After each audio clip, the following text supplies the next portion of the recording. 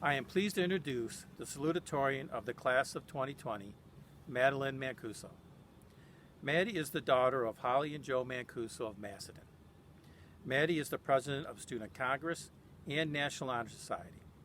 She is also a member of Math Honor Society and Secretary of Human Rights Club. Maddie will be attending Binghamton University and plans to become a surgeon and volunteer for Doctors Without Borders. Please welcome Maddie.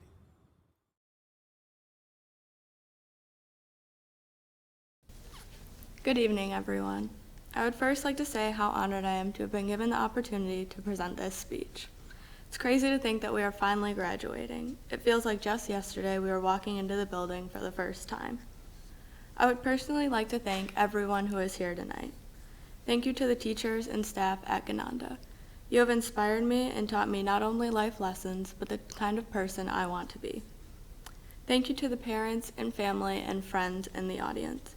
You have supported me every step of the way. And thank you to Mr. Mahoney. You have encouraged me to stand up for what I believe in and pushed me to do my best. Every single one of you, whether you realize it or not, have shaped me into the young woman I am today, who is ready to go out into the world and make real change. In the past, our generation has been called lazy, but I don't think that's true. My peers and I are among the most hardworking and passionate people that I have had the pleasure to get to know. The majority of us balance a job, sports, schoolwork, clubs, and other after-school activities, as well as maintaining a social life.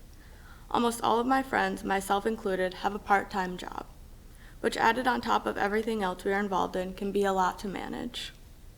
Working 20 hours a week and going to school 35 hours a week does not give us a lot of free time, but it has taught us so many valuable lessons. These jobs have shown us how to manage our time and have given us valuable work experience that we can take with us as we go to college, into the military, or to the workforce.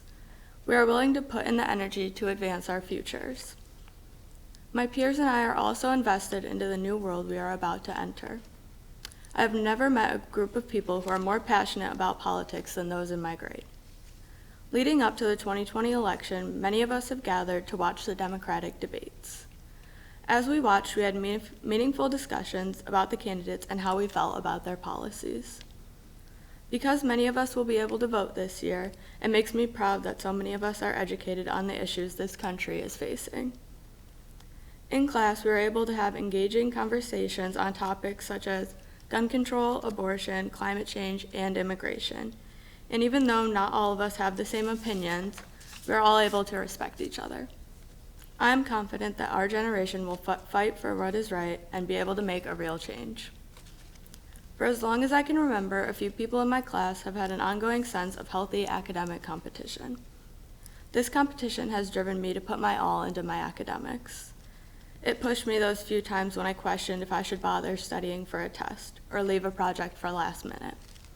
Without those people driving me to be the best I could be, I wouldn't be here giving this speech today. If someone had told me this is how we would be graduating 4 years ago, I would have laughed in their face. I never would have imagined that we would miss out on the best 3 months of high school, our senior trip, prom, spring sports, making those last few memories with our friends. We were born into a country reeling from 9/11 and are going out into the world by ourselves in the midst of a global pandemic. It honestly hurts. We are leaving our Gananda bubble and going out into a world that is seemingly falling apart. We are going to be responsible for not only putting the pieces of society back together, but for creating a whole new world. On top of that, it is our generation that has also been given the daunting task of fighting against the inequalities that have been set in place for far too long. It's time for our voice to be heard, and I think we are all more than up for the challenge. Thank you again, and congratulations to the class of 2020.